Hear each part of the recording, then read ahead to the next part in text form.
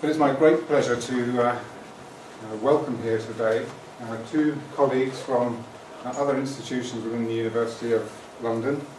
To first of all, here on my right, to Dr. Anthony Hall, who is a reader in social planning in developing countries and who has a particular interest in conditional cash transfer programs and payments, and has, I think, as far as I understand, at least 20 years experience of going to Brazil and working in Brazil, and various publications, some of which with the Institute for the Study of the Americas, or the Institute for Latin American Studies as it was, publications concerning environmental policy in the Amazon. And I'm also very pleased to be able to welcome Professor Michael Redcliffe, who's from King's College in the University of London. Michael is a Professor of International Environmental Policy there, and Michael, I hope he won't mind me saying, has been working in Mexico for even longer, I think some 30 years probably. I think Ford Foundation in the early 1980s, even in the late 70s. Okay. So we really do have two experts with us today on Brazil and Mexico, and they're going to talk to us in detail about recent research that they've been carrying out, their students have been carrying out, and colleagues have been carrying out in Mexico and Brazil. But I want to start off really by giving you what I consider to be a brief overview of the subject area of climate change and development in Latin America. Not a particularly easy task, I think, but something I'm going to try and do in about half an hour. Okay, so I'm going to try and do it in about half an hour. And as my students will know, I've probably got far too many slides and I'm going to go on far too long, so somebody will have to poke me and say stop. Okay, but so welcome, and here's a brief overview of climate change and development in Latin America. So, the structure of what I want to talk to you about is as follows. I want to begin by saying something a little bit about the physical environment of Latin America, before going on to say something about the socioeconomic environment. Having done that, having talked about those inputs to development, if you like, the natural resources of the region and the social and economic resources of the region, I'll go on to have a look at some development indicators, different development indicators for the region, before moving to consider the relationship, which I'm sure you're all aware of now, between development and climate change. So we're going to be talking there, at least briefly, about carbon and carbon dioxide. From there, I'll move to have a look at the current and projected regional or global and regional impacts of climate change, so that we can go on to consider vulnerability and the degree of vulnerability of people in Latin America. From vulnerability to culpability, where does this climate change come from? What's produced the climate change? Who's produced the climate change, perhaps, and who's got the capacity to respond to what are the perceived threats of climate change into the future? So from culpability and capacity to the final part of the presentation, which will look at various mitigating and adaptive strategies in response to climate change. How can we incorporate mitigation and adaptation into development for the 21st century? So in terms of the physical environment in Latin America, we can say we're talking about a region with great climatic variation, and that climatic variation is related to the latitude, altitude, and oceanicity or continentality of various parts of the region. On top of all of that, we've got the El Niño Southern Oscillation, which is a complicating factor, and for some people is an image of what might be to come. El Niño years, according to some of the climate scientists, are maybe representative of what future in Latin America might be under enhanced climate change, or rapid climate change. That great climatic variation gives rise to great variation in terms of vegetation and biodiversity. Vegetation and biodiversity associated with those various climatic zones. Please do come in and make your way through. Cheap seats at the front. Yeah. Plenty of room in the stalls. Okay. Thank you. So what we have is a continent which is, has abundant, or a cornucopia, if you like, of natural resources, from its resources of biodiversity to its mineral resources. Latin America has 45% of the world's tropical forests, 30% of its usable rainwater, 23% of its cultivable land.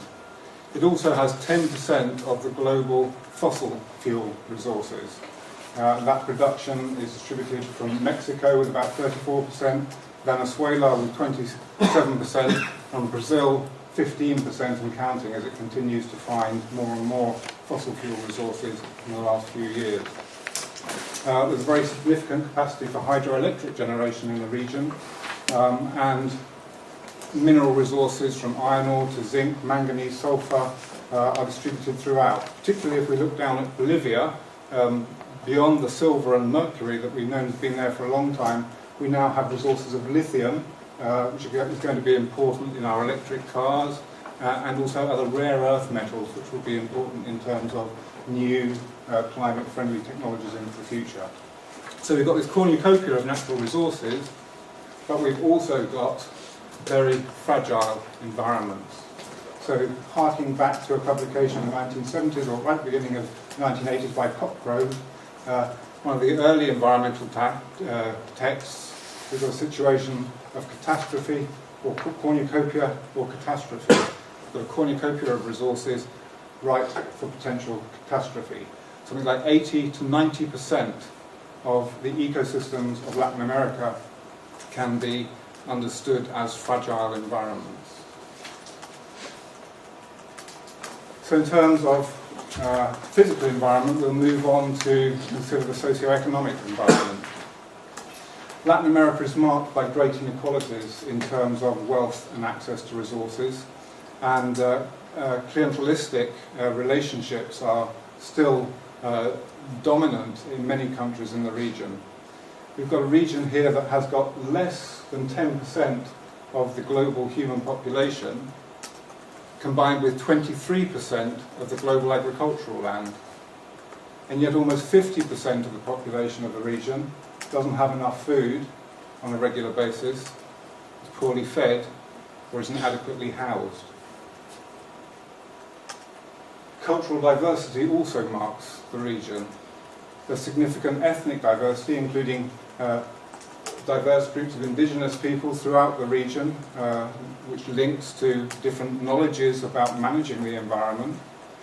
But Latin America is also home to some significant intellectual resources over the years, which have actually proposed alternative and indeed post-development theories and models about possible ways forward into the future. If we look at the population, we can see that it's very unevenly distributed. It's a highly stratified population in terms of wealth and resources, and also in terms of location. If we move on to the next slide, we'll see that whilst the continent is largely urbanized, there are, and growth rates tend generally to be below 2%, there are some exceptions to this. Guatemala, Belize and Honduras stand out as having more than 50% of their populations living in rural areas, and also associated with that much higher rates of population growth, up as high as 3.2% there in Belize. So it's a region of these extreme differences. It's also a region of megacities. Latin America has more megacities than any other continent, or any other combination of continents on the globe, and indeed it's got some of the world's largest cities. In Mexico City and Sao Paulo, we've got populations approaching, or somewhere around 20 million people living in urban areas.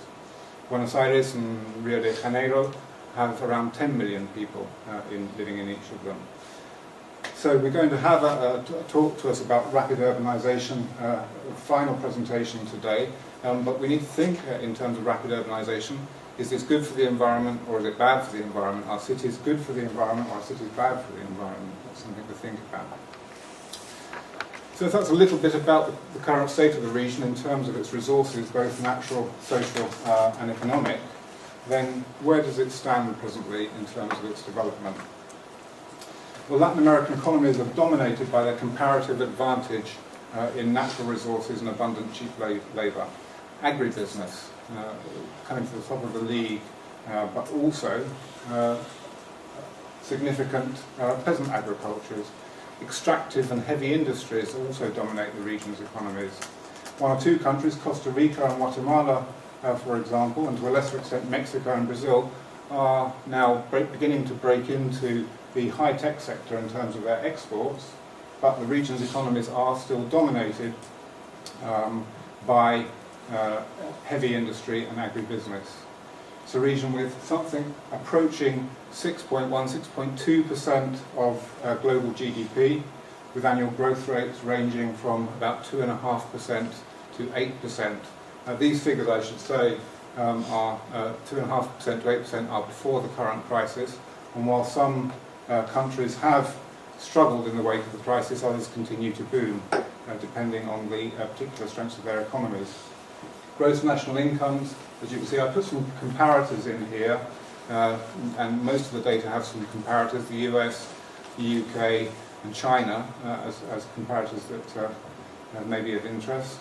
We can see that topping the league we've got Mexico, Chile and Argentina, which all have gross national incomes per capita in terms of purchasing power parity at above $10,000, closely followed really by Chile, Argentina at around 6.5, 7,000, Peru, Colombia and Ecuador. At the bottom of the table we have Ecuador, Nicaragua and Guyana, about 2,500 per capita, and right at the very bottom they're struggling to make $1,000 per capita. We've got Haiti. In Mexico we've got strong foreign direct investment. Foreign direct investment is also high in Brazil and Colombia, although as you'll note from the table there, at the time of these data we've got capital flight from Bolivia in the wake of nationalizations.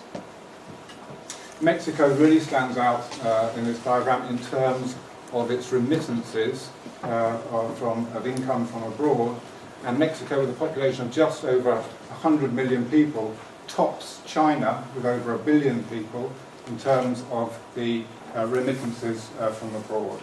It's got $23 billion in remittances coming into the Mexican economy from its workers overseas and in the United States.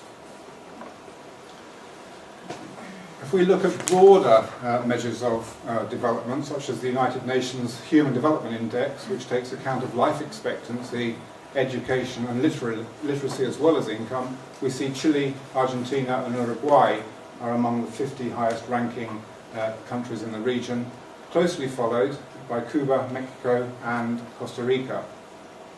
Paraguay, Bolivia and Guyana, together with various Central American countries, don't make it into the top 100, and Guatemala and Nicaragua are doing particularly poorly, but still significantly ahead of Haiti, which, as you can see, is significantly ahead of Chad, one of the poorest countries in the world, and with the lowest score on the Human Development Index.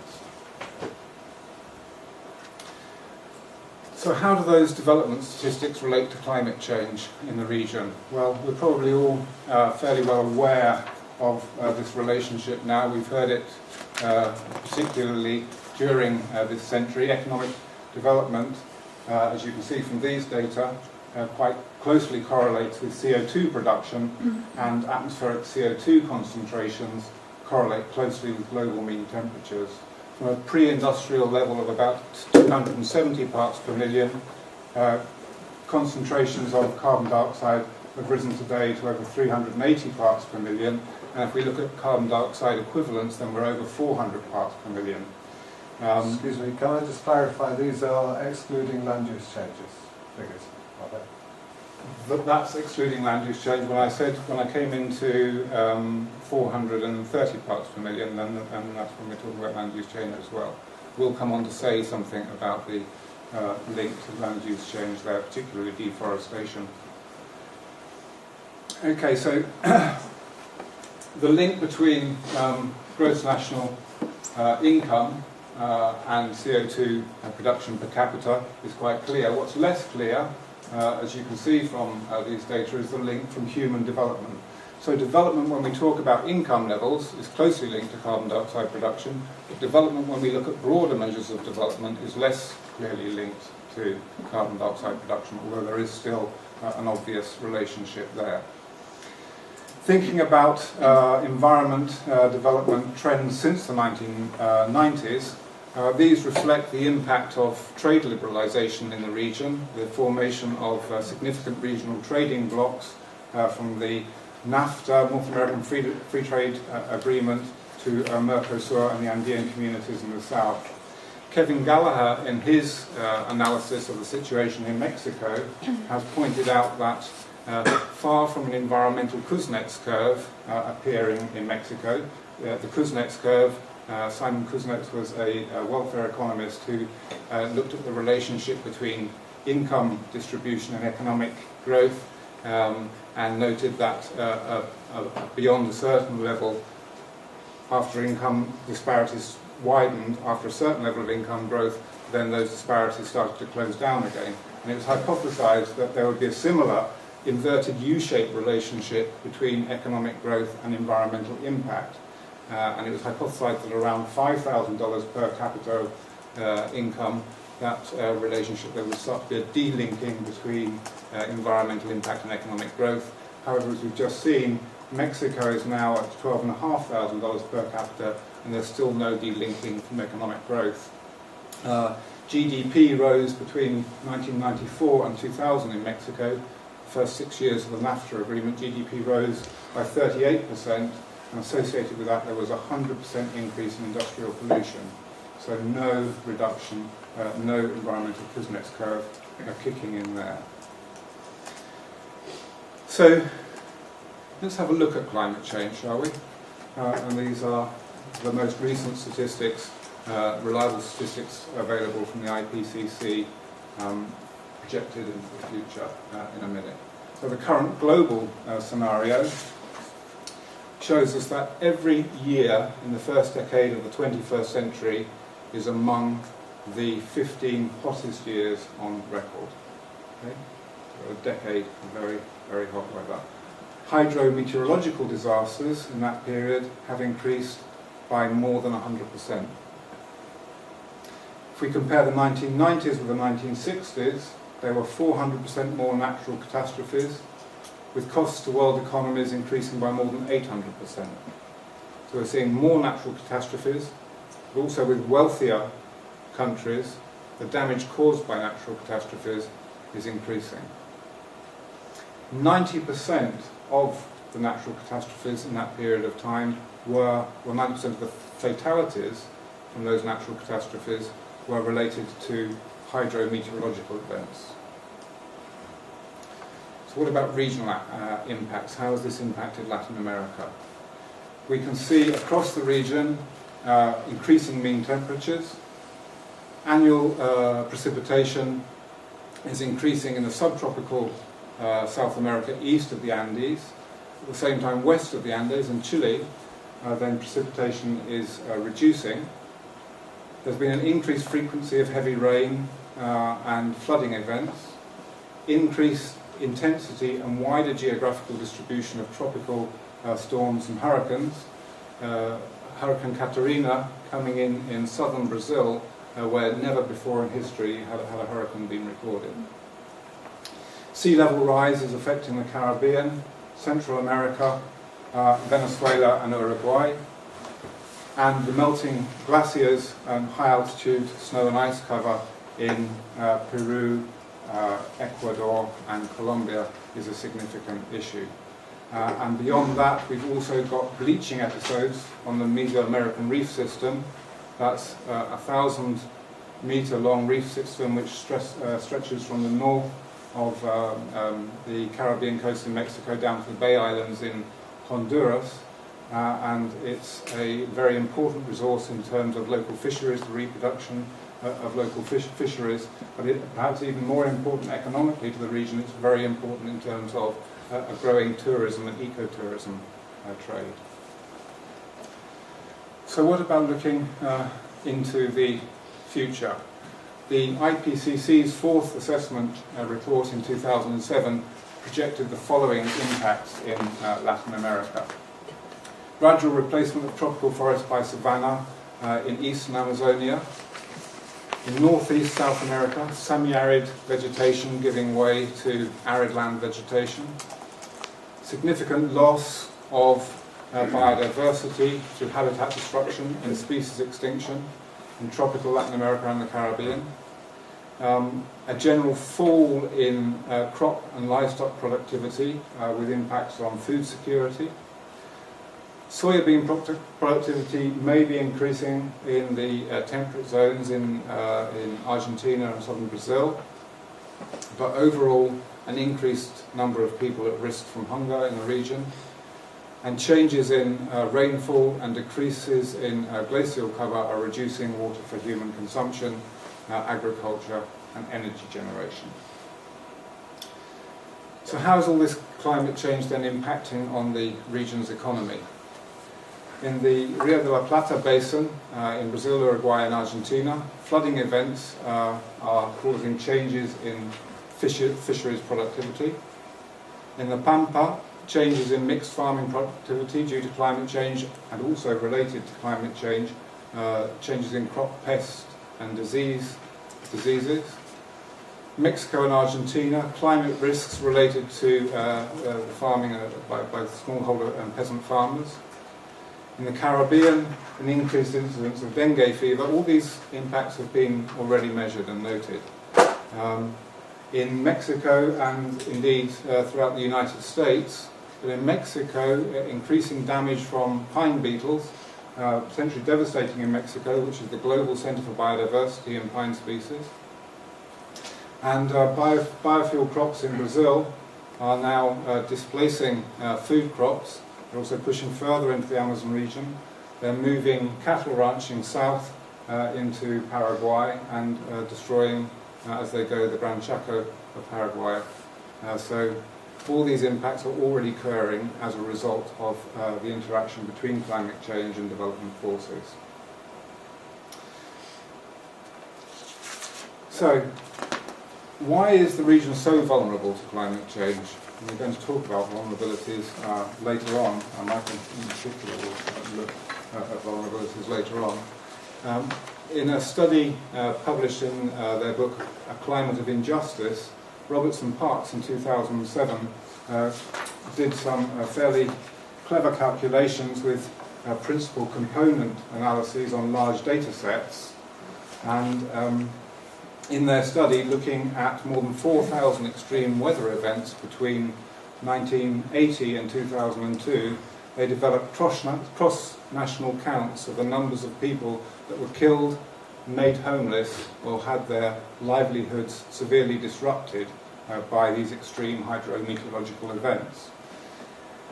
And when they controlled for population size, they found that Honduras, Nicaragua, St. Lucia, Haiti, Belize, Antigua and Barbados all came within the top 20 most vulnerable countries in the world in terms of climate change, without controlling for population size, that is to say, because they have large populations and are prone to climate change, and because of their social characteristics. Then Mexico, Venezuela, Brazil and Argentina also count very highly on the list of the most vulnerable nations.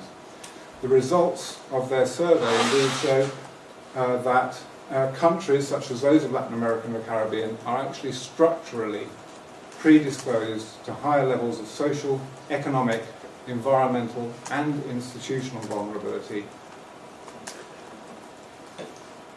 Why is that? What is that vulnerability about then?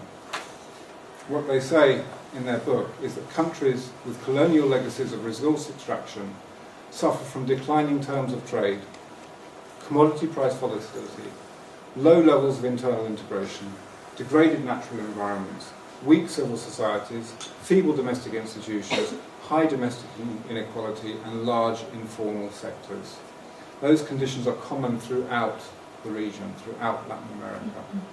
And if you just look at a couple of examples of the hydrometeorological events, without spending too much time on it, look at Honduras in 1998. Coffee fincas, Dole and Chiquita banana plantations, 75% of the land of Honduras in the hands of 228 owners. The best fertile lands belonging to these large corporations, leaving most Hondurans living on steep hillsides or along riverbanks. Corruption is endemic and the rule of law weak. Enter Hurricane Mitch. Hurricane Mitch in 1998 dropped 2 meters of rain in 2 days. That's 1 year's worth of rain in 2 days landed with Hurricane Mitch. The FAO estimated that economic losses were around 80% of annual gross domestic product in just those 2 days and the subsequent period from flooding. 50% of agricultural production was destroyed, and added to that, Dole and Chiquita laid off 25,000 workers. So President Flores pronounced that in 72 hours following the onset of those rains, in those 72 hours, we lost what we had built little by little in 50 years of ongoing development effort. So who's to blame and what's to be done? Culpability and capacity. The United States and China each contribute about 20% to annual CO2 emissions. Annual CO2 emissions are about 30 gigatons, that's 30,000 million or 30 billion tons of carbon dioxide per year. The average US citizen, however, is producing 20 tons, and the average Chinese citizen a little less than 5 tons per year. What we're talking about in many of these cases is the difference between luxury versus livelihood emissions. The developed world is responsible for some 85%, and the developing countries, including China, around 25%. The USA and Europe alone are responsible for something like 60% of the cumulative emissions of CO2 between 1850 and 2002. They've got the world's largest economies, so they've got the economic capacity to do something about it, well, at least they had until recently, but the economic capacity to do something about it. So the question is, do polluters pay? And if they do pay, how do they pay? Let's just think about the concept of ecological debt and the idea that we need to contract and converge.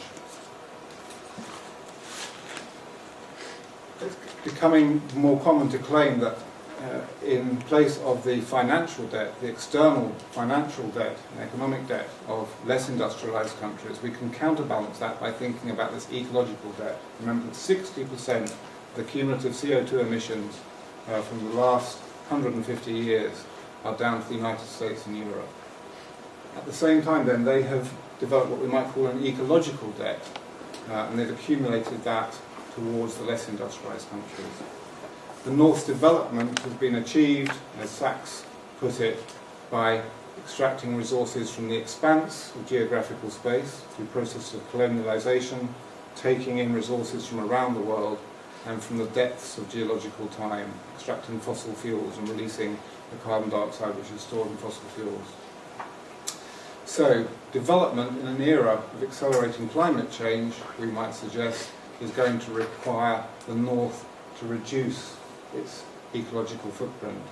And we're now having discourses of descrecimiento, or sounds horrid in English, doesn't it? Degrowth, or reducing growth. But the idea that the North needs to contract, certainly needs to mitigate its impact and reduce the carbon intensity of its production.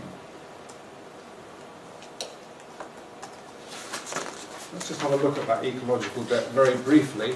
On a global scale, with a population at this point in time of or when these data are taken, which I think was 2007, of just over 6.5 billion, the ecological footprint of the world is equivalent to 2.6 global hectares per person, but the total global biocapacity is just 1.8. So that's giving us a negative, an ecological deficit of 0.8 global hectares per person. Just look at these data. We can go from Bolivia, which has a 16.9 global hectares in the bank per person, if you like. It's got that to play with in terms of its capacity compared with what it's consuming, down to the United States, whose citizens are consuming at an ecological footprint of 9 hectares per person, but they only have a total biocapacity of 4.4 hectares per person. So they're consuming at double the amount of resources they have within their national boundaries. So future development has got then to respond to 2 vital needs. It's got to respond in terms of mitigation, and that's reducing the global footprint back to or below parity with biocapacity, and it's got to think about adaptation, adapting to the inevitable consequences of the coming climate change.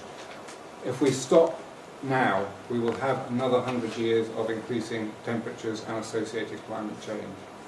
So mitigation is important, adaptation is important, 2 prongs of a strategy.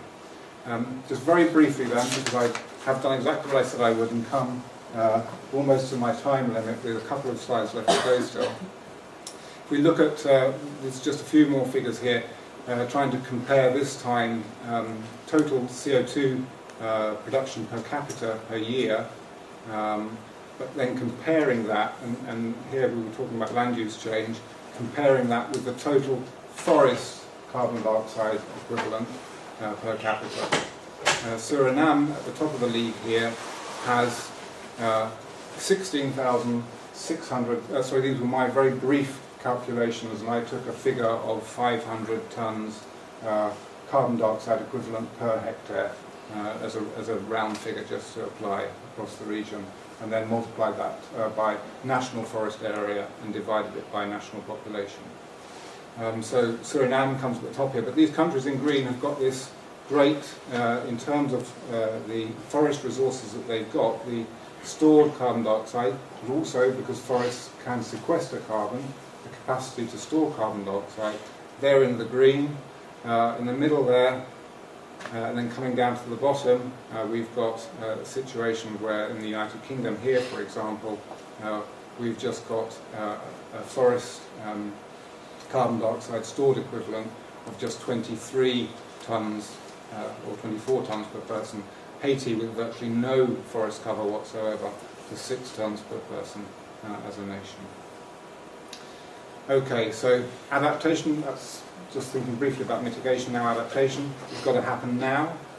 We need further science, but we don't just need more science, we need also to build adaptation capacity. And that's going to require good and improved governance as well as more science. We're going to need to look for further synergies between policy, practitioner, stakeholder and science communities. So if we think generally in terms of some examples or options for mitigation and adaptation, we can say that the regional democratization which has been witnessed over the last 30 years in the region is positive. In 1980, only a handful of democratically elected governments in the region. Today, the region is considered to be largely democratic. We can look at Cuba. Cuba's adaptation in terms of its disaster preparedness. Hurricane Katrina killed nobody in Cuba. It killed more than 1,800 people in Louisiana. And if you're considering what we said about vulnerability earlier on, then Robertson Parks in their study said, if you look at Louisiana, you have to consider that Louisiana is the one state in the United States which continues to bear the hallmarks of its colonial past and its slave populations in the past. you can make that contrast between a country which has a socialist country and a country which still bears the hallmarks of a colonial past. Community forestry management in Mexico. Studies by Bray, Marino and Barry have shown that in community managed forests, rates of deforestation are actually lower than rates of deforestation in officially protected areas. So you give people control over their resources, let them manage them for themselves, and you stand a better chance of mitigation through sustainable forest management. If we look at the Millennium Ecosystem Assessment, which looked at and tried to understand the services that ecosystems provide to society beyond the provisioning services, so beyond providing food and fibres in terms of timber and fish and fisheries, etc., that ecosystems also provide regulating and supporting services, then quick calculation suggests that the total value of those services can exceed provisioning services by some 500%. Rapidly developing agrofuels industry in Brazil. We've said something about that, but it also has, I have to say, while that fuel is using biological carbon, it's also displacing food crops, as I've already mentioned. Sustainable cities, strong and growing environmental social movements, all positive things. Possibilities of sort of more green Keynesian type economics with the sort of pink wave through Latin America of leftist governments. Great potential for green development in the wake of a global economic crisis. I'm not sure. Let's wait to see what the rest of us have to say. So that's a brief, very brief run through an overview of climate change and development in the region. I'm not going to stop for any questions now. We're going to have a break later. But what I'd like to do, I think, unless there is any burning question that somebody wants to ask, because... Just want to put the lights. Can we do the lights down? Yeah. Switch I'm them sure off if we're all going to see them. Raoul. Yeah. It's here, I Even ones at the back. These are the ones on... I don't think. Except for China. Is that too much? Sure. That's all right for now, I think. Raoul. Yeah. Okay, so what we're going to do now, I have overrun by 5 minutes. Apologies to Tony for that one. That's fine. But what we'll do now is pass you on then to have a look at the Brazilian Amazon and payment for ecosystem services.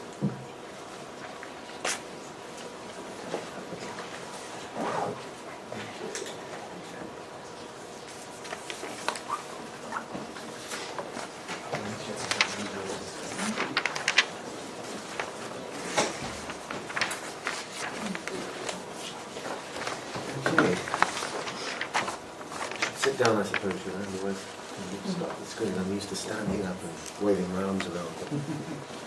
Feel free. I might obstruct the view and affect my screen test. Okay, well, this discussion about ecosystem services in Brazil kind of follows on fairly seamlessly from Graham's last remarks about mitigation and adaptation, because this is what it's about, really. It's about using ecosystem service payments as a form of short-term mitigation and possibly longer-term adaptation, depending on how one looks at this. What's some of the background then to this whole question? Well, first of all, a fifth of the Amazon rainforest in Brazil has already been lost. That's a stark fact. Give or take a few percent, depending on who you read. And around about half of the rainforest has been changed or impacted in some way. It's reckoned that cattle and livestock are responsible for about 70% of this loss, small-scale farming about 20%, mining, logging and related activities the remaining 10%, although we have to remember that these activities often go hand in hand, so it's quite difficult to separate them, as I've done rather simplistically here. So that, for example, logging companies will open up roads for small-scale farmers, for example, and large and small-scale farmers will work in tandem, in collaboration, in order to open up the frontier. But anyway, by and large, grosso modo, as they say, this is a broad breakdown of the situation. And the fact is that over the last 20 or 30 years, producers in the Amazon have been paid to chop down the trees through all sorts of negative and perverse incentives, ranging from income tax breaks, fiscal incentives, subsidized credit, the way that the land tax system works. They have in the past, until the very recent past at least, encouraged fraud and land speculation. For many years, livestock production was a front for land speculation and fraud. One study found that just a few percent of the livestock enterprises originally established in the Amazon were actually productive, ongoing commercial enterprises. Although this has changed in recent years as the technology of cattle production has improved somewhat, so it's now becoming a much more economically viable and sustainable activity and quite productive. So much so that Brazil, of course, is now the world's largest exporter of beef. So that I think it's proved its credentials in that department, along with being the world's largest exporter of soy. Thanks, Graham. Just one small example. Between 71 and 87, through the Finam funding mechanism, over $5 billion were given to landowners and cattle ranchers in the region. Fiscal incentives, new enterprises were suspended in the 1990s, but subsidies continue through the Economic Development Bank, BNDES, schemes like PRONAF, which is a subsidized agricultural credit system for small farmers, private sector credit through companies like Cargill, etc. So there are still plenty of subsidies around encouraging this rather perverse process of deforestation. It's more rewarding and more profitable to chop down the trees than keep them standing, which is the dilemma that we face.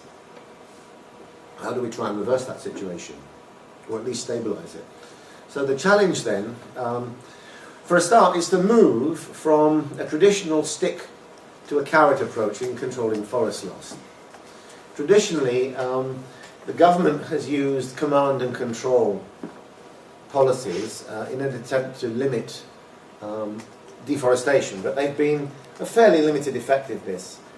I say high profile because it's quite common occasionally in the news nowadays to see a lot of hoo-ha-ha about very public anti-deforestation campaigns concentrated in particular hotspots, such as the PP Sedam scheme, in which you get hordes of Ibama officials descending by helicopter on surprised farmers in the middle of forest clearings to have some handcuffs clapped on them and unceremoniously carted away, while their bosses, of course, are well out of the scene.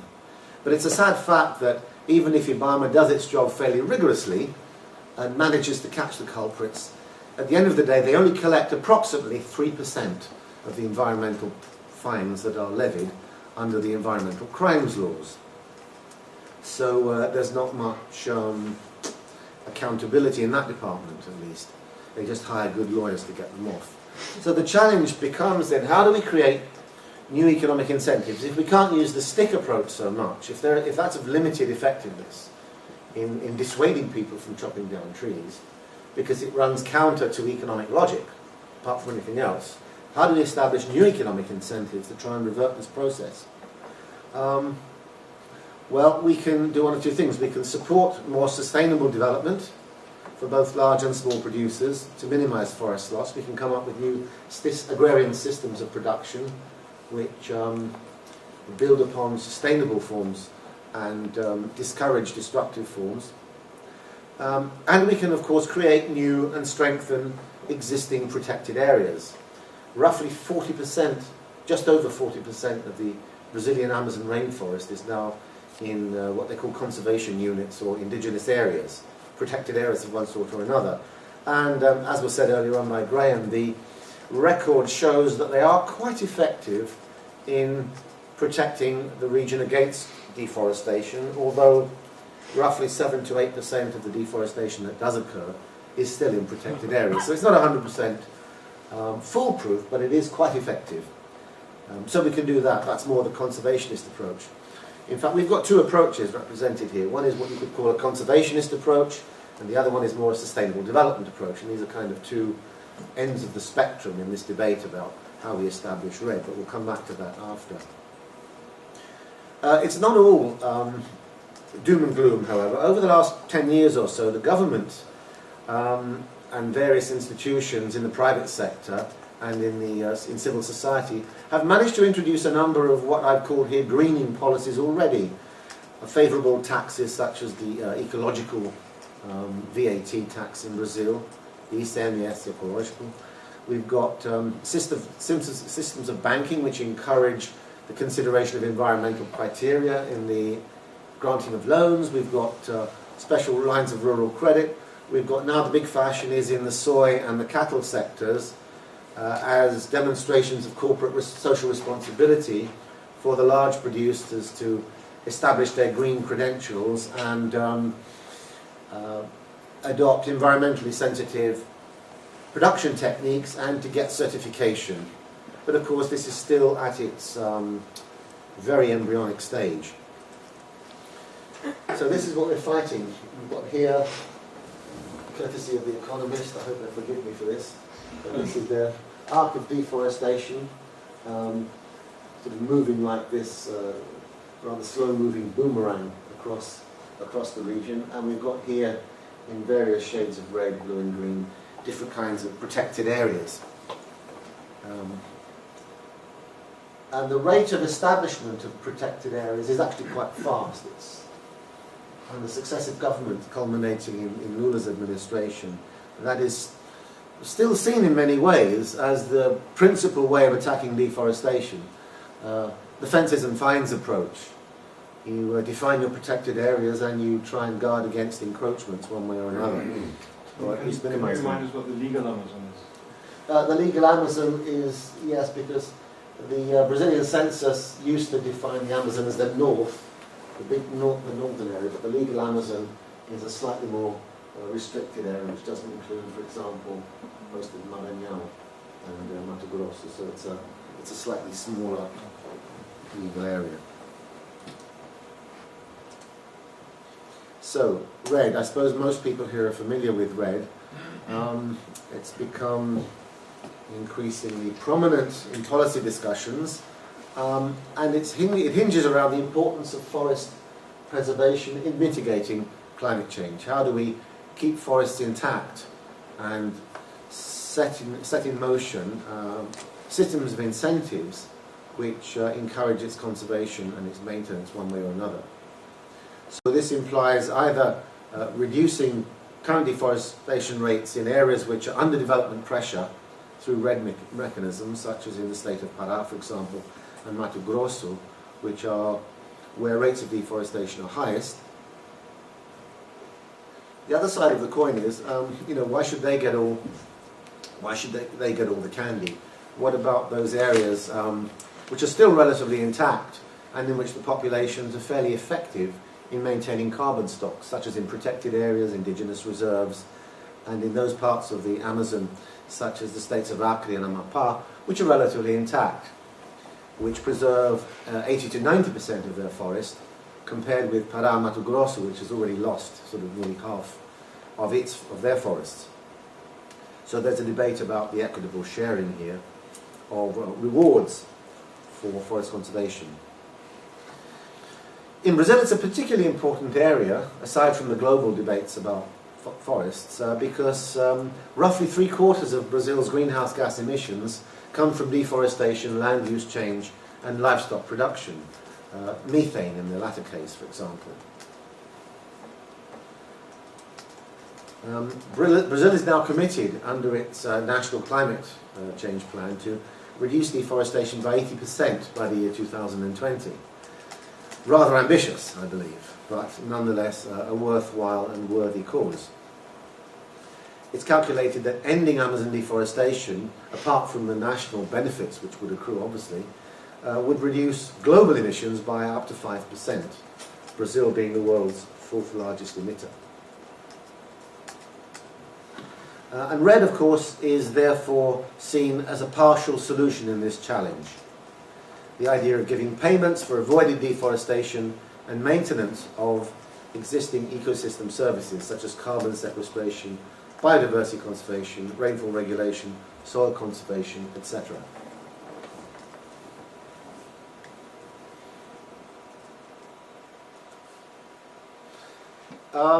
Brazil was initially very reluctant to embrace this discussion because it saw any outside interference with the state of its forests as a breach of its national sovereignty, harking back to the old 1970s paranoia and polemics about soberanía nacional and fear that foreign investors would somehow seize control of natural resources in the Amazon.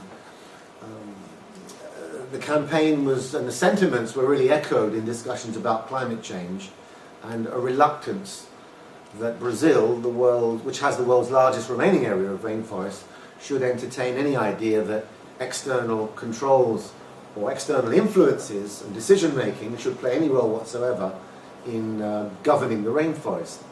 However, in recent years there was a campaign by the Coalition for Rainforest Nations, led by New Guinea and Costa Rica, I believe, now embracing some 30 or 40 different nations, which managed to get ideas about REDD and the importance of avoiding deforestation and mitigating climate change on the policy agenda, given that it hadn't been included in the original climate change negotiations.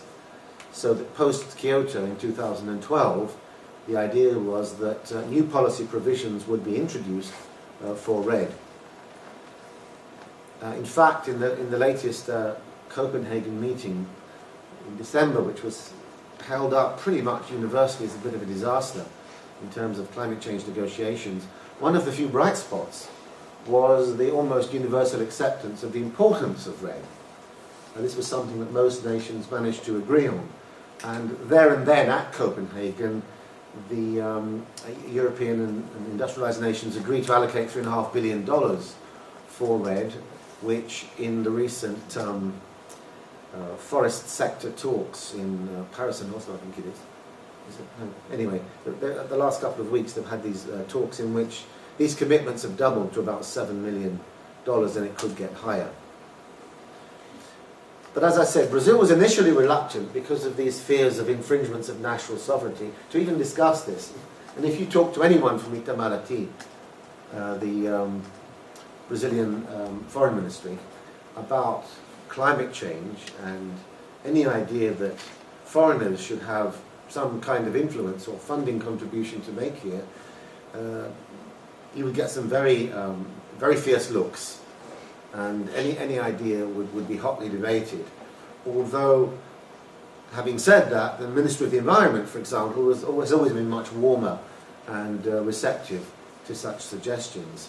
But from a foreign policy point of view, it was seen as an extension of the old neo-imperialist argument. But what happened, however, in sort of the last 2 or 3 years is that whereas the federal government, particularly the Ministry of Foreign Affairs, has taken this hardline stance, the Amazon state governors, the governors of the 9 Amazon states, which are quite influential and powerful, more or less formed a bloc in which constant pressure was exerted on the federal government to change its stances.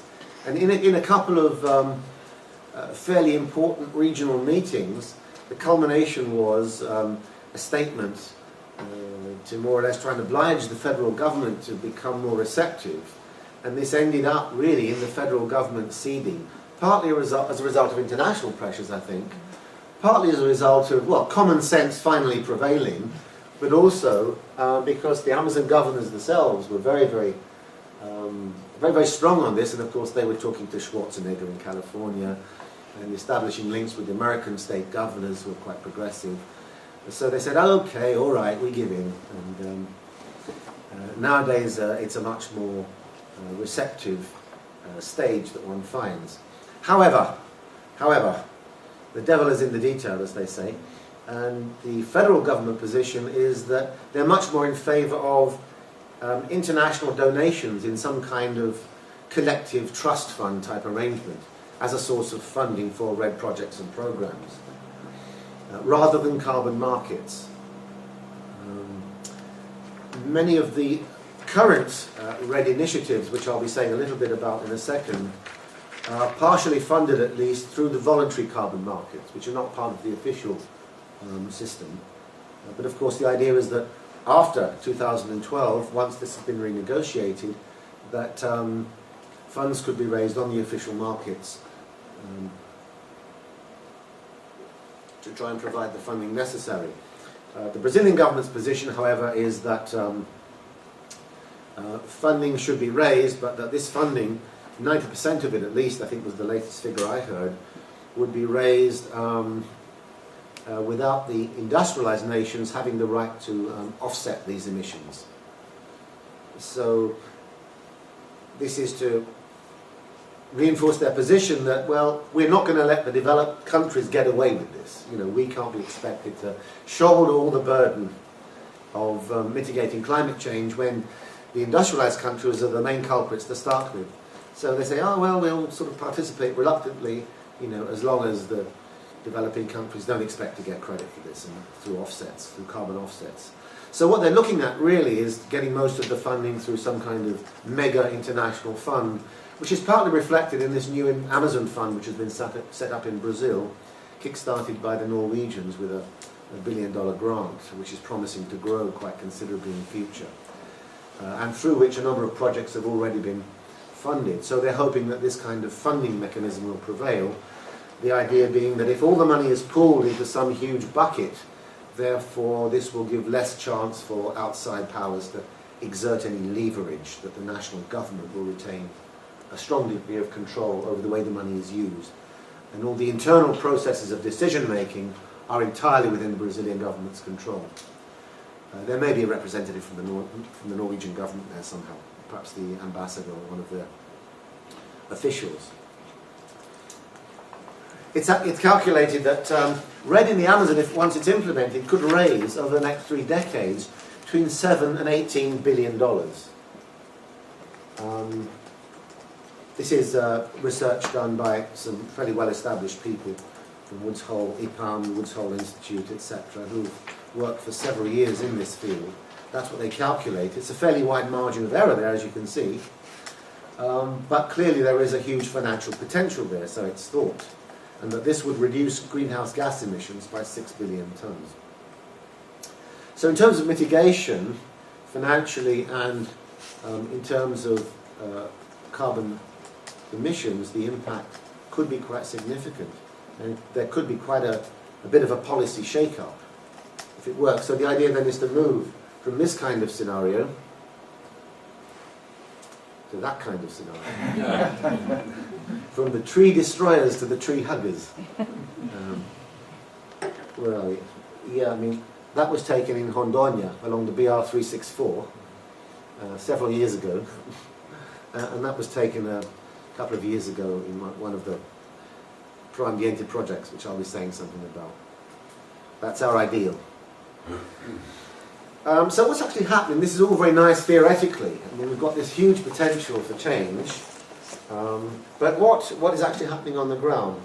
Well, quite a lot actually is happening on the ground. Surprising amount. Very, very quietly things are beginning to happen.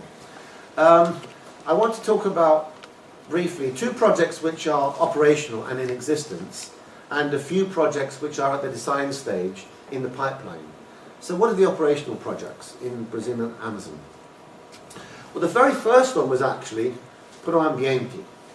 The Bolsa Floresta people, led by some fairly savvy politicians, like to claim that their project, the Bolsa Floresta project, which I'll talk about in the next segment, is the first RED project in the Amazon. Well, that's nonsense. It's not, of course. Although Pro Ambiente was conceived in the late 1990s and early 2000s, before RED was common parlance, the net effect is exactly the same. The idea was to instigate carbon sequestration. So in the late 1990s, civil society mobilized to try and command more policy attention from the federal government. And given the heightened debates about the environment at that time, and the initial discussions about carbon, about maintenance of forest, etc., in the global picture, there was the Grito da Amazonia in the year 2000, a massive demonstration organised by civil society, in which this potential was identified. The idea that small farmers could be integrated into a carbon sequestration program in the Amazon, in order to get them on the political map, really, and to try and elevate their political priority in the policy-making framework in Brazil, particularly with regard to Amazonia, because traditionally small farmers have always been marginalised and neglected, especially in the Amazon. They've basically just been dumped there and said, right, here's some land, get on with it. And not much more than that, unfortunately. In 2004, however, just after Lula had come to power, Pro Ambiente was transferred to the Ministry of the Environment, the Ministério do Meio Ambiente, the MMEA.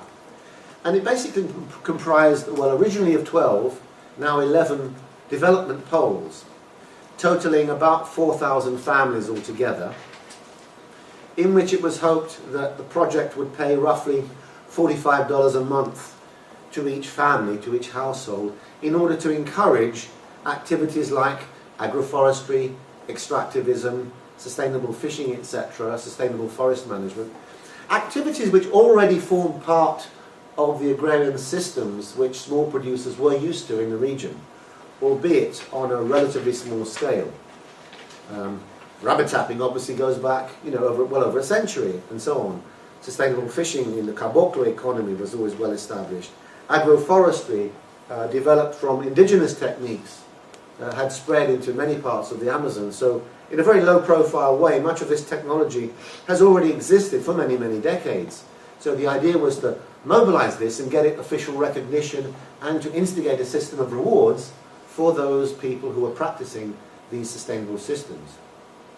And in the original project documents, going back to these early 2000s, they do talk about rewarding carbon sequestration, biodiversity preservation, watershed management, soil conservation, minimizing the use of fire, for example, in the traditional slash and burn systems, which many of the settlers from outside of the Amazon imported into the region. So even as long ago as a decade, people were already talking the talk. It's just that they didn't call it RED, they called it something else. And interestingly, there was a whole methodology established, a whole project cycle of communities preparing a sustainable development plan, a utilization plan as they called it, which would lead to a series of negotiations with authorities, a series of community agreements about production systems to be introduced, a system of monitoring, a system of certification for the new systems which were established, and then culminating in a series of payments. Once they'd done their job, then they would get their financial rewards. This is the theory, of course. Things are lovely in theory. But the practice is often so different.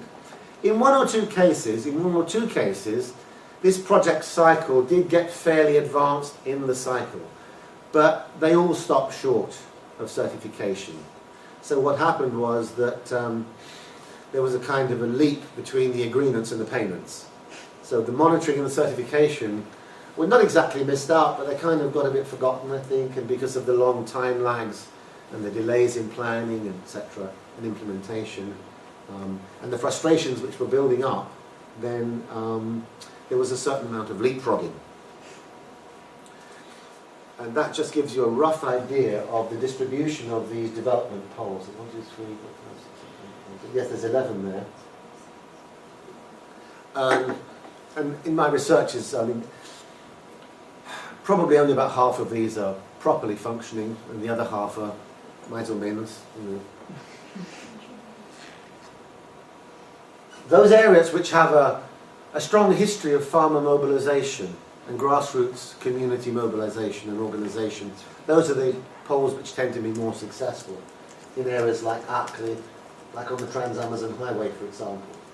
Whereas many of the others which have been less politically active have not been so successful. Although I think the explanations are a bit more complex than I might be implying there. So Pro Ambiente in action, just a few images. These are some smallholders here showing how they've been replanting the vegetation to restore the flow in this river, this small brook, which had completely dried up due to total deforestation. So they've replaced the vegetation here in this matasilia, as they call it, this sort of riverside vegetation. Here we have a small farmer in the background. You can see he's been planting trees in addition to his subsistence crop production. Here we have a discussion in one of the Pro Ambiente villages with the community in a resource mapping exercise in which the whole community is involved in mapping out the natural resources and planning how to utilize these resources in a systematic way to increase vegetation and reduce any forest loss. And this is just in the same village, just some vegetables being planted. Diversified production, you see in the back there in this clearing. So what they're doing here is recovering an area of land which has been deforested and degraded. So they're trying to utilize that land for a productive purpose. And that's one of the constant themes in this whole debate. What are some of the problems with Pro Ambiente? Well, there are many, unfortunately. One of the big problems was always, of course, a lack of a proper national legal framework from the start. It sprung from a civil society grassroots initiative, was grafted onto the Ministry of the Environment, but no thought was really given to whether there was a legal framework, acabouço legal as they call it, to actually sustain the project. And as a consequence of that, although this legislation is now going through Congress fairly slowly, there are about 5 or 6 bills which together will provide such a framework.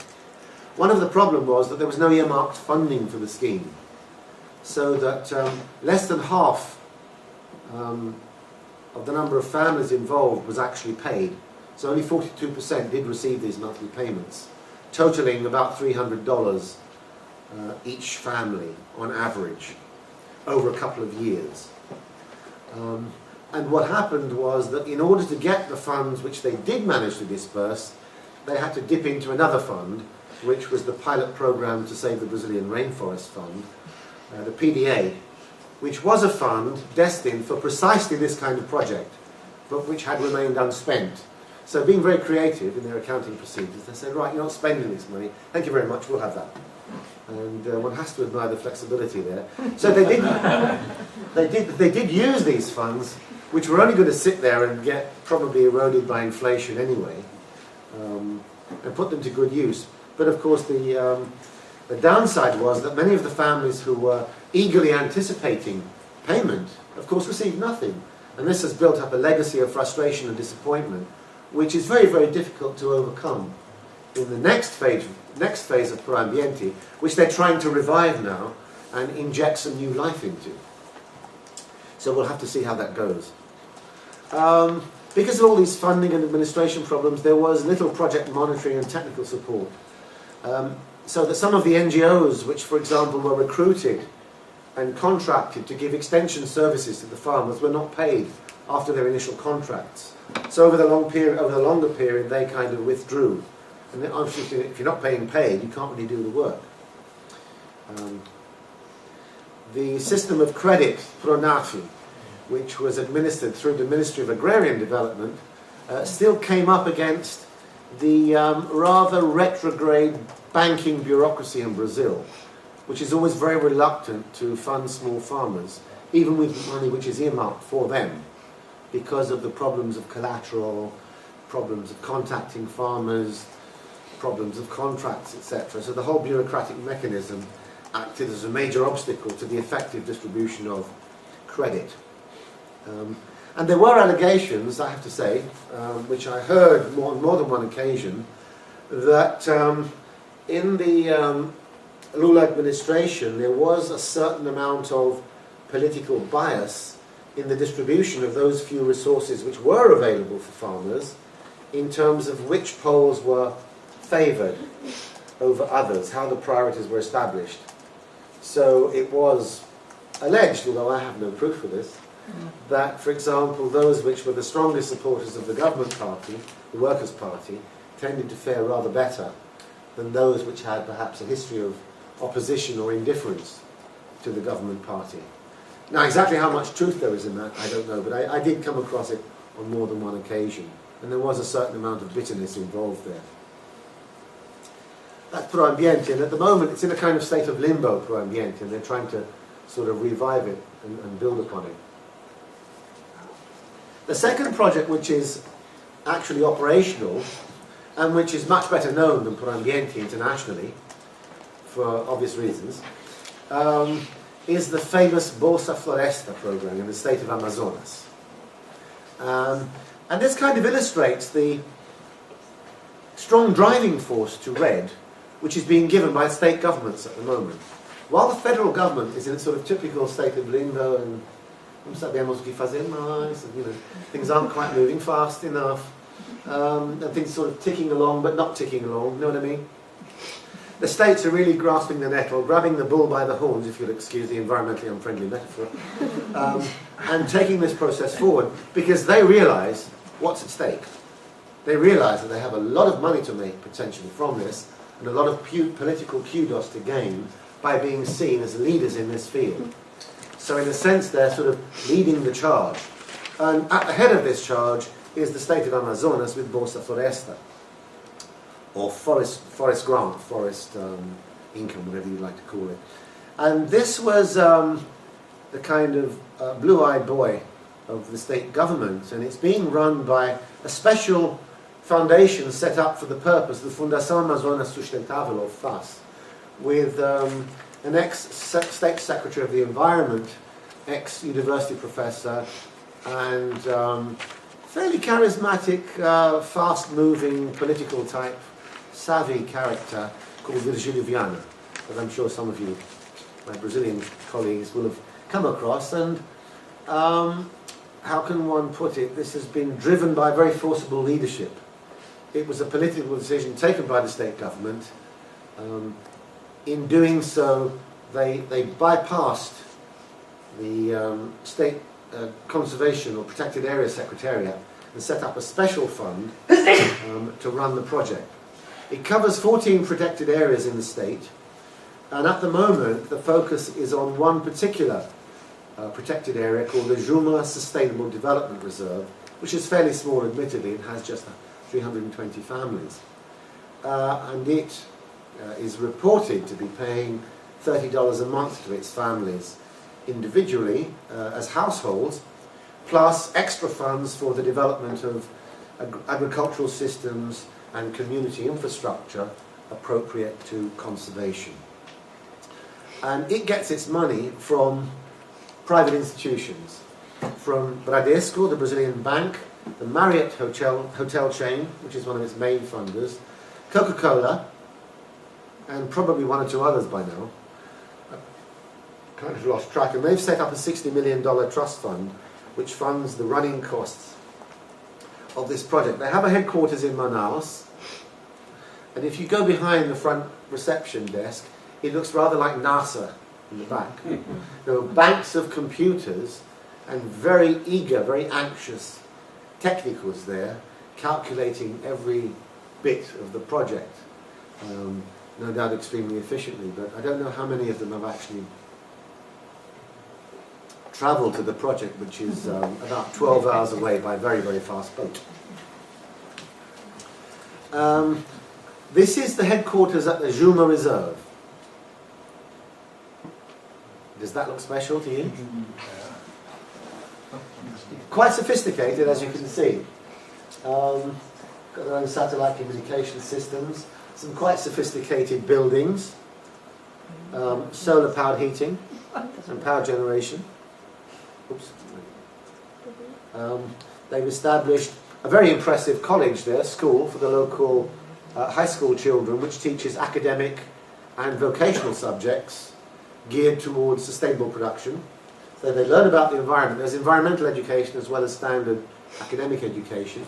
And it's all taken very, very seriously. I mean, I was there, I took part and took photos, and it's quite impressive. I mean, this wasn't put on for my benefit, you know, although the project does receive a constant stream of visitors, some of them rather more famous than me.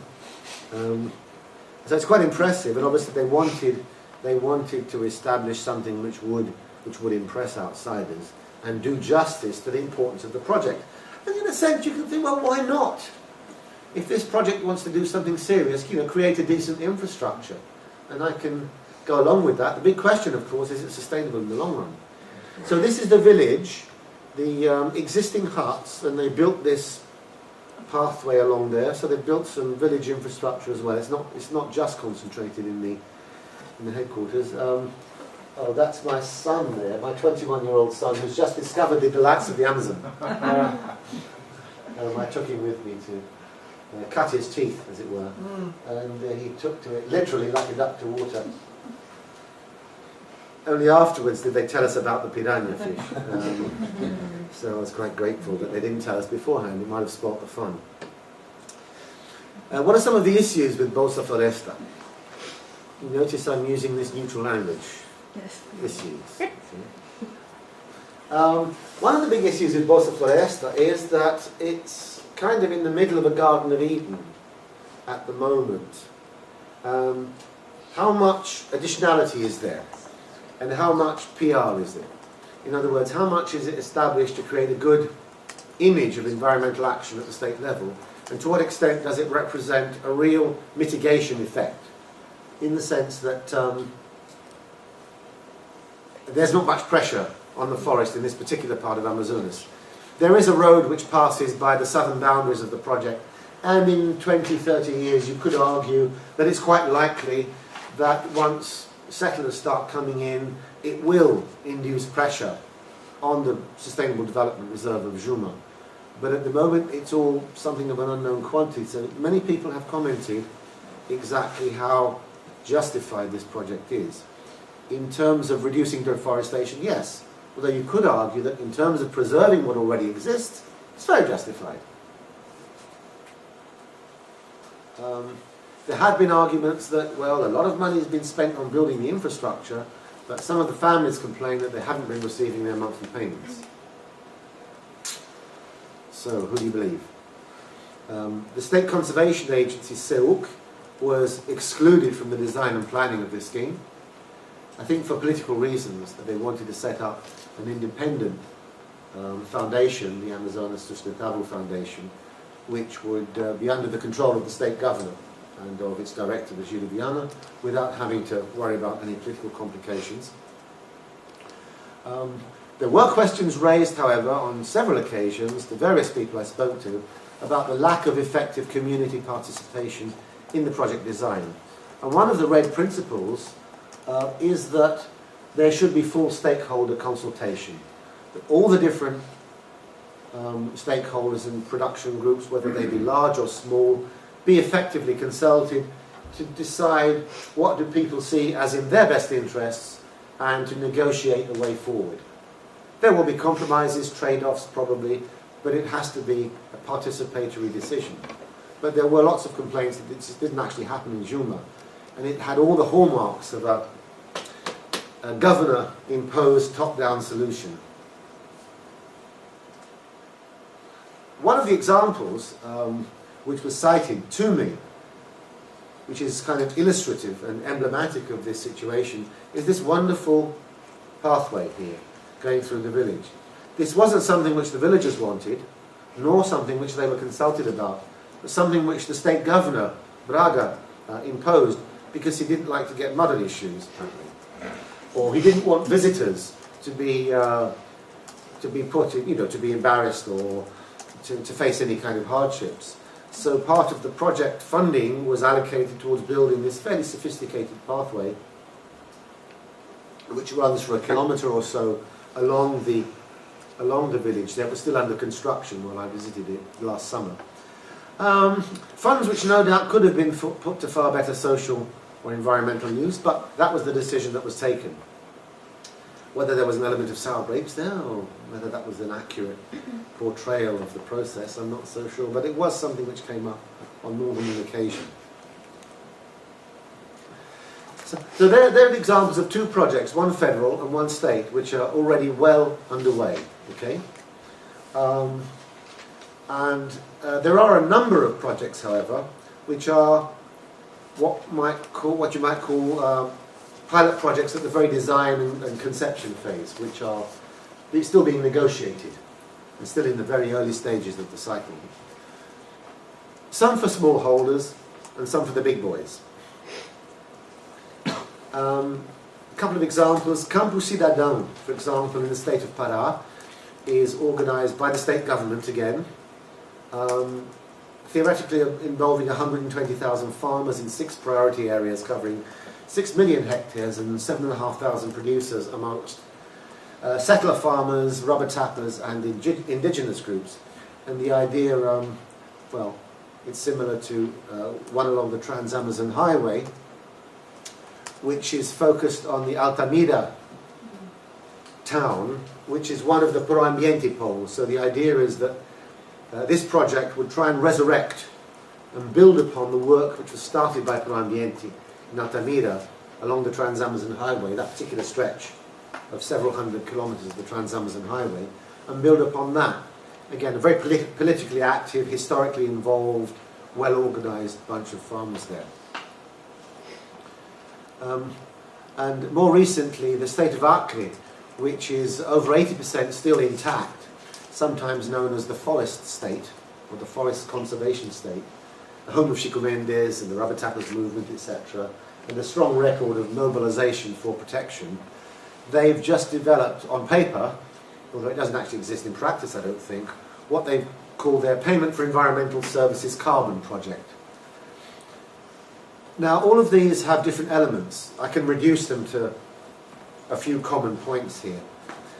Strengthening small-scale family farming, diversifying production into not just subsistence crops, but agroforestry, extractivism, such as rubber tapping and nut collecting, recovering the legal reserve areas of properties which are obliged under law to be conserved. In the Amazon, that's 80% of every property should be preserved in terms of maintaining the forest intact, although that's often ignored. So there would be monthly payments to compensate the opportunity costs of this transition from sometimes fairly destructive forms of family farming to more conservation-oriented, sustainable development-based systems of farming in different kind of mixes.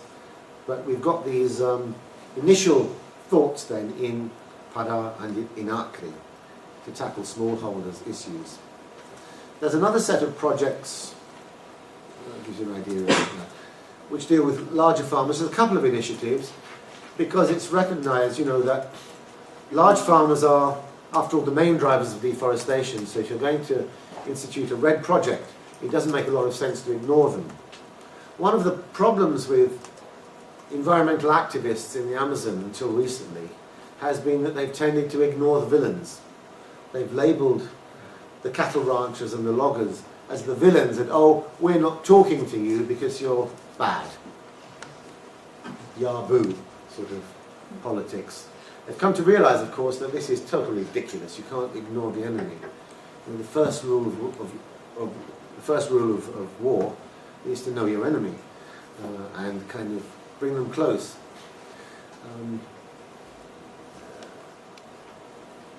So the idea then is to develop some initiatives which would deal not just with small farmers but with large farmers. So in southern Pará, in São Félix do Xingu, and in northwest Mato Grosso, there are these initiatives, sometimes highlighted by sort of fairly innovative and progressive characters like this American called John Carter, who's formed an NGO called the Land Alliance to try and mobilize local farmers to protect their lands better. So here we have the same sorts of, or similar kinds of principles. These larger farmer-oriented projects tend to include elements of enforcing state planning capacity, environmental licensing, providing payments for conservation, more effective land management and controlled use of fire, and compensating the opportunity costs of forest maintenance and the non-formation of pasture and the certification of cattle for green markets. So the idea is that eventually, not yet, but eventually, even large farmers will be brought into the fold and compensated for these changes. So these are the guys which are being targeted. the ranchers on the Trans-Amazon Highway, for example. That's John Carter. You can tell he's American, can't you?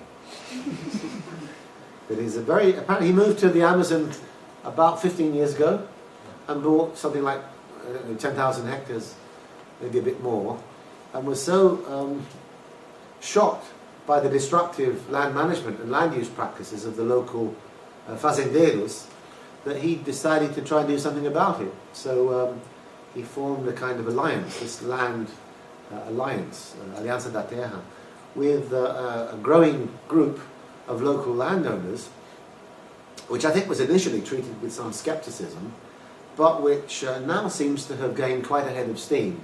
And it sort of snowballed, perhaps it's the wrong kind of comparison with the Amazon, but it's grown larger and gained quite a few adherents, with commitments to try and change land use practices in the hope of gaining some financial reward. But also I think there is a strong educational element, a strong element of what Freire would have called conscientização, I think.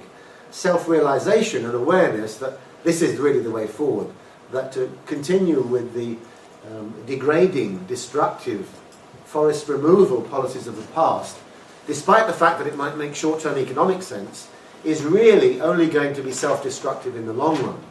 So I think a combination of factors have meant that this has gained some ground. And fighting, techniques like this, for example, uncontrolled use of fire for pasture preparation. A third group, which arguably is the most interesting of all three, so we had small farmers, large farmers, indigenous groups.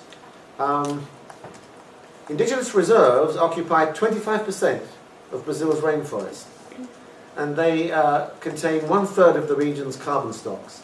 And arguably, indigenous groups are the most effective guardians of the forest, because you don't want to mess with these guys. This really is their livelihood, and it's in their interest to protect it. And if you overfly the Amazon, or if you look at satellite pictures, you see that indigenous reserves are the most intact. They're not entirely intact, because they do suffer from illegal logging, and sometimes they do enter into cahoots with loggers, but nonetheless, by and large, they represent a tremendous potential. And recently, the 1200 Surui in Rondônia, apart from learning computer skills, on their 250,000 hectares, recently gained a legal opinion from some top international law firm about their eligibility to receive carbon payments in future for protecting their indigenous reserve. And the big question, of course, is if they are successful, this is going to set a huge precedent and could unlock vast amounts of valuable resources to assist such groups in protecting the forest, more in a conservationist rather than a sustainable development vein, I suspect. There could be a good side and a bad side here. So, finally, what are some of the challenges for RED? Notice I've used this diplomatic word, challenges.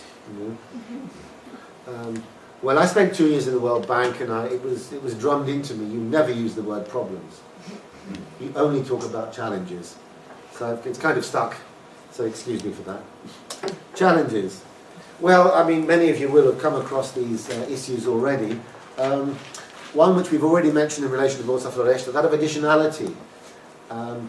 How do we know that areas which benefit from payments for protection do represent an increment on the total protected, either areas under development pressure or in terms of compensating areas for maintenance of existing carbon stocks?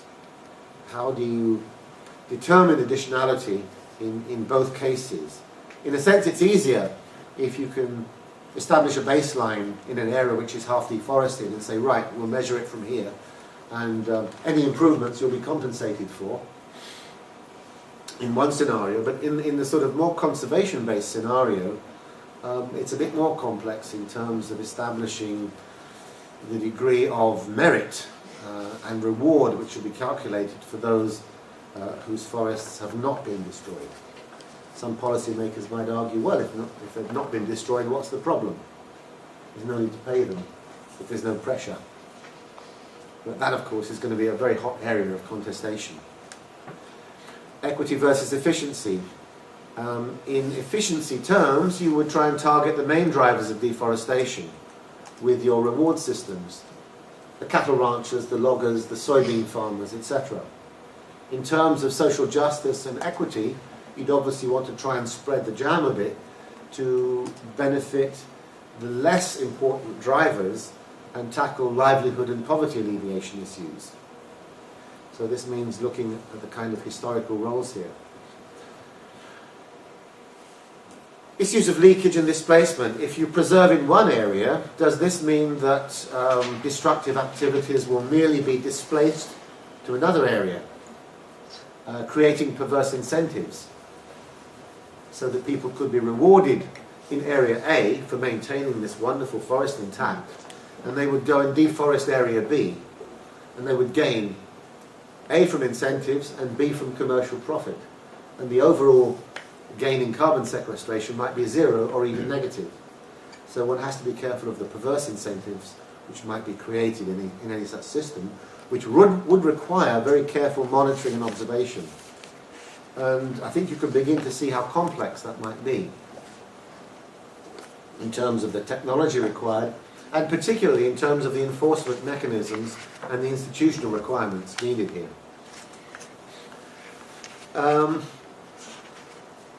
One issue in the literature is what approach you go for. Traditionally, the red debate has been fairly conservation biased in Brazil.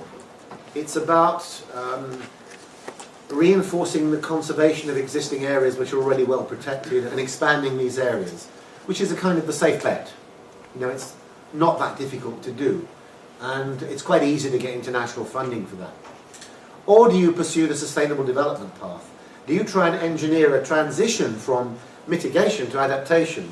Do you try and engineer a transition from an economic system based on forest destruction to one which is based on forest preservation through the incentive system and through new systems of production? Can one engineer such a structural transition? And of course, in some respects, it's already happening, but on a very small scale. And there are some people who argue that this should be a much more central concern of the whole red debate, that it should be based much more on sustainable development rather than conservation.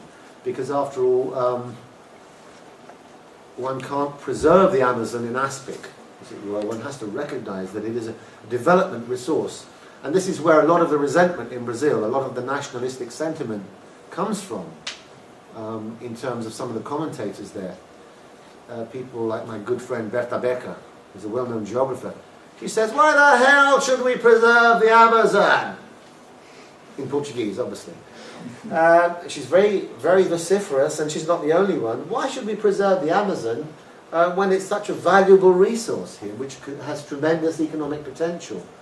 What she doesn't realise, of course, is that it has to be done in a very particular way.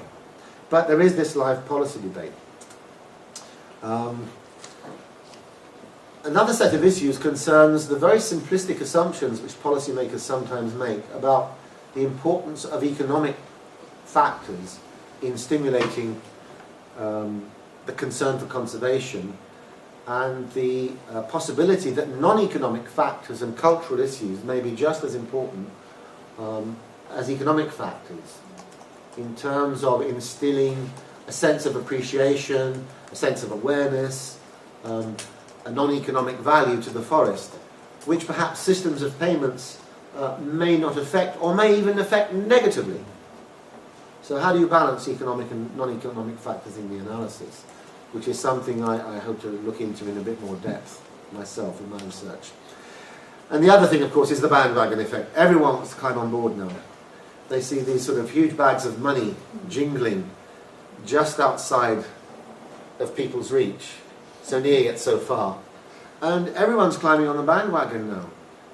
Every possible stakeholder in the Amazon, from the most lowly peasants' organisation to the most high-powered agribusiness, cooperative, and interest group, is looking towards RED as a source of valuable revenue in the future for different reasons.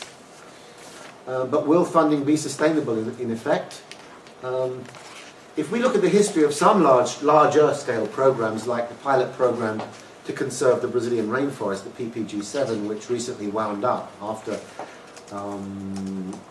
let's see, that's 15, 17 years in existence. The record of implementation, even with a sum as low as $400 million, which was the PPG-7's budget, has been very poor. And they had great trouble being able to effectively spend their money at the end of the day, even though half of it went on administration. So although the lack of funding is often held up as a great obstacle to conservation and development and God knows what else, quite often it's not at all. It's not the lack of money, but it's the inability to spend it properly, which is the real problem. So I think it might be found, when push comes to shove, that much of this international funding, whether it's through international donor funds like the Amazon Fund, or whether it's through the carbon markets, it may be more difficult to spend properly, right? You can spend it, but spending it properly in a carefully monitored way could be quite difficult. It may not be quite as easy as possible as we think, unless, as I read recently in one paper, a kind of pre-red phase should be dedicated to institutional strengthening before you actually fund the projects. Strengthen the institutions which are meant to be in charge. Equip them, get them up and running, then you give them the project money so they can apply it more effectively. Which wasn't done in the PPG-7. They put the cart before the horse, rather than vice versa. And of course, one can't turn a blind eye to all the contextual obstacles, the infrastructure development projects through continental programs like IRSA, continuing bank policies, problems of land tenure and land ownership, land conflicts, and devising economic alternatives. All of these challenges remain, which RED will face. So that's it. That's what we hope to end up with, folks. So, thank you. Any questions? Do we have time for questions? Yes, we do. Now, would you pull that sheet? You have to fill it. Okay. No, that's okay.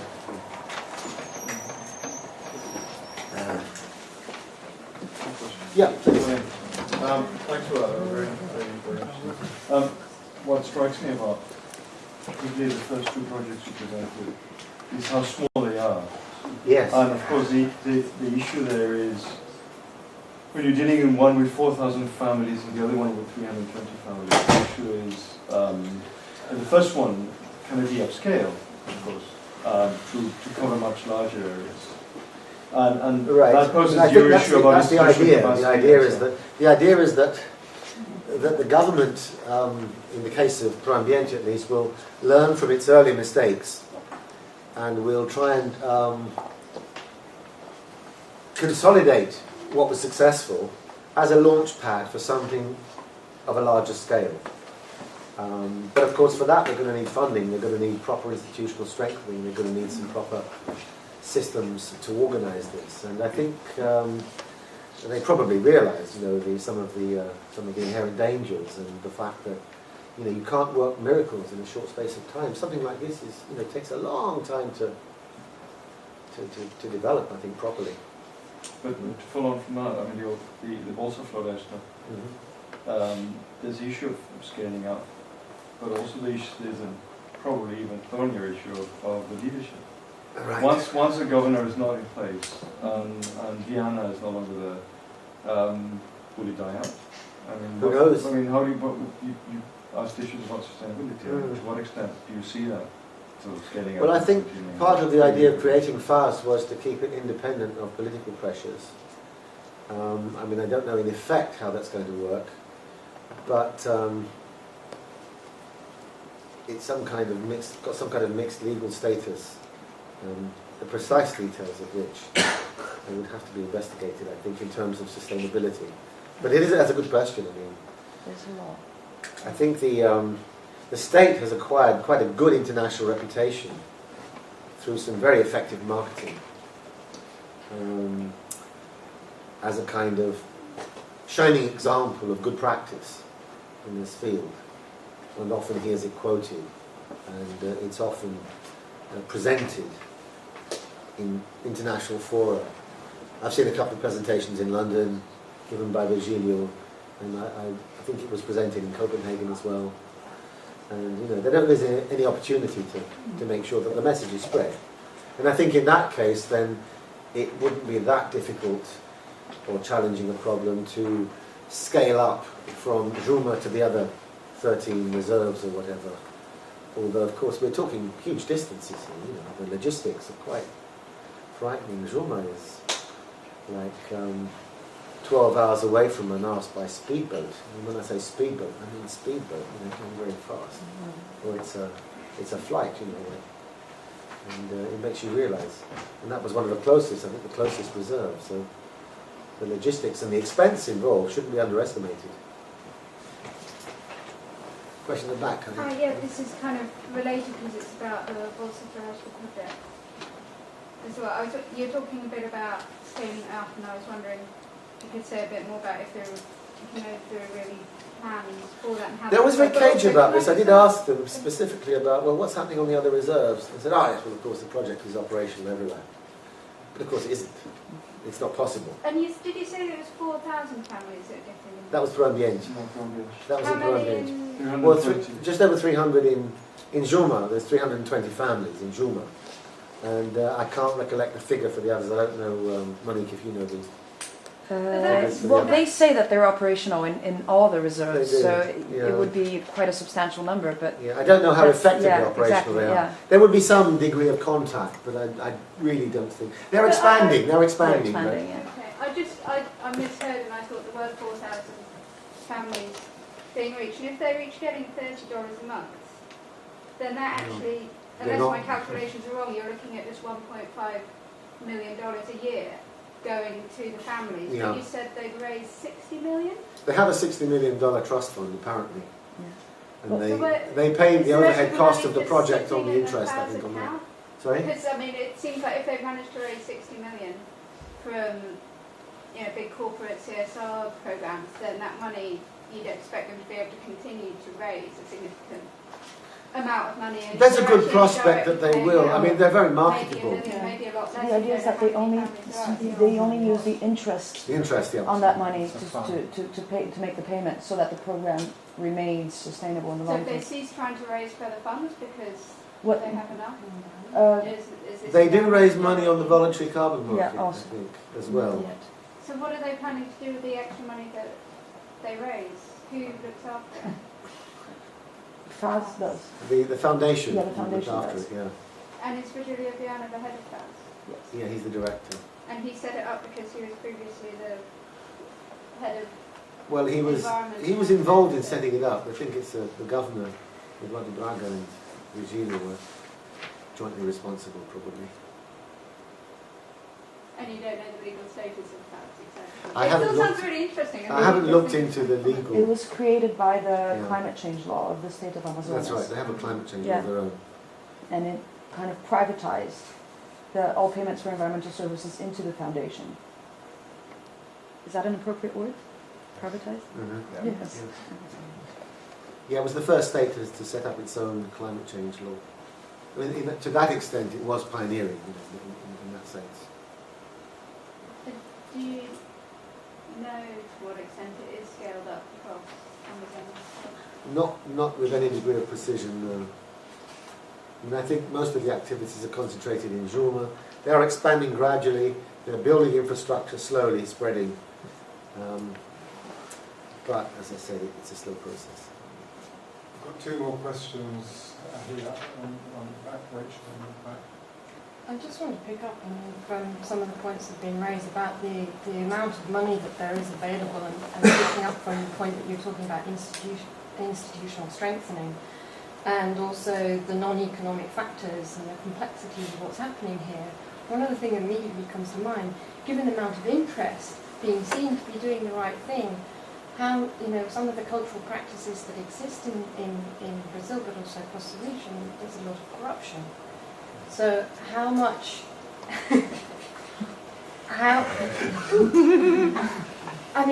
what exactly are they doing then in terms of looking to strengthen institutions in a region which has long-running problems with weak institutions in terms of ensuring that money goes to where they say it's going to go, even if it goes into building a pathway that most people in the community are not necessarily interested in. But what's happening? A very good question. I wish I had the answer. I think further research is required. That's the standard academic response. Further research is required. That's at least another grant or two. At least. You know. But no, seriously, it is an issue. I think particularly when power is heavily concentrated in one institution, under the control of one or two people, those risks are even higher. And I mean, I don't know what accountability mechanisms there are, but there doesn't seem to be much in the way of grassroots participation, also for Neshta, certainly. Yep.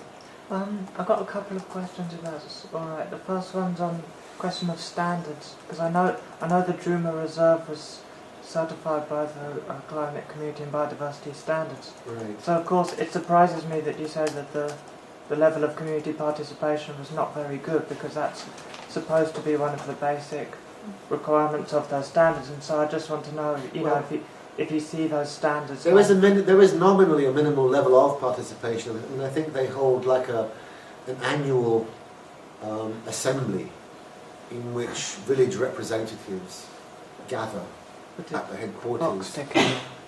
What happens, I don't know, whether they're just informed about developments or whether they're consulted about developments and they have any influence on decision making, seems to be a moot point at the moment. Right. So, and you don't see those standards or any others kind of really being taken on by all these pilot projects? Certification. Certification. You know, for co-benefits, for participation, biodiversity benefits, things like that.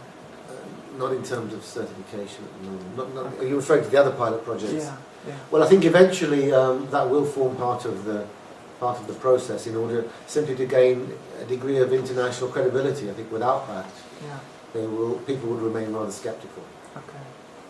My other question was about, you seem to be kind of painting the state governors as the kind of ones who are really proactive and are really going for it, and the government as being very kind of slow and sceptical about it. But would you also at the same time accept that there are certain strengths to the government's position? For example, having a national baseline in terms of preventing leakage is a more credible system. Secondly, being sceptical about the offset system is not necessarily just because of nationalist xenophobia. There may be some very genuine concerns about that, particularly if Brazil now has some voluntary emissions target reductions.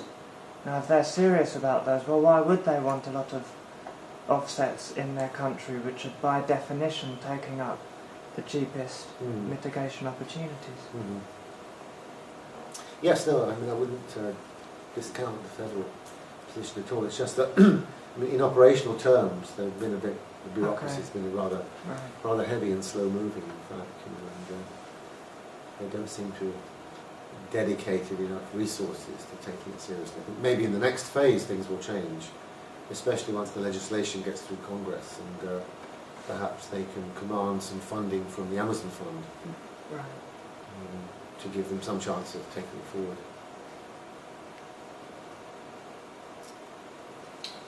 Well, are there any more questions? One more question. You touched on the potentially perverse effect of possibly large sums of money coming into traditional communities, both indigenous people and traditional rural communities. I'd like to hear you expand on that a little. It's just an implication. I didn't say that directly. But I think any large sums of money coming in to any institution have to be transparently managed properly. I think the history of development shows that you can't solve problems by throwing money at them, and that It requires careful planning, it requires responsible institutions, it requires careful monitoring of what's happening, and yeah, some degree of accountability and participation, so it's no coincidence. The reason I ask is because we work with Indigenous people extensively. And one of my, I do believe that RED is the only hope for the Amazon, but I'm absolutely terrified of the potential effects that these large sums of money coming in relatively uncontrolled. As you say, the institutions aren't there to control it. The potential for destruction of cultures, of communities, is enormous, and it's my big fear in the implementation. I mean, one sees it, I think, and you probably know this better than I do, at a micro level with existing projects in the past. How these, the chicanerie with the Karajas. right, it can sort of totally distort local behaviour. And relationships with other communities. If that is scaled up into a region-wide process, there is potential for disaster. I agree with you. Yeah, there is one. We've got time just for a little side step. A very short one. Briefly, yeah. It's so short. Hydroelectricity. Because we're going to touch about urbanisation later, and Altamira, huge extractive reserves there. You talked about the farming, but not about the extractive reserves. And around Altamira there are large extractive reserves, and then up the river Xingu, of course, you've got all the indigenous peoples. So if Belmonte goes ahead, that's going to bring a lot of people. And San Felix Xingu, we've talked about, again, cattle ranching, everything. What about the mining? The international mining companies are the only ones that are going to benefit from the hydroelectric scheme. That's our little word. Scheme. Yes. Rather than culture. So, would you like to say something about that? Well, it could cause chaos. I mean, it could cause total chaos. That's what we're scared of. I mean, it seems to me that there are a lot of small, well-intentioned projects with people, small numbers of people putting huge amounts of efforts into bringing them forward against all the bureaucratic impediments.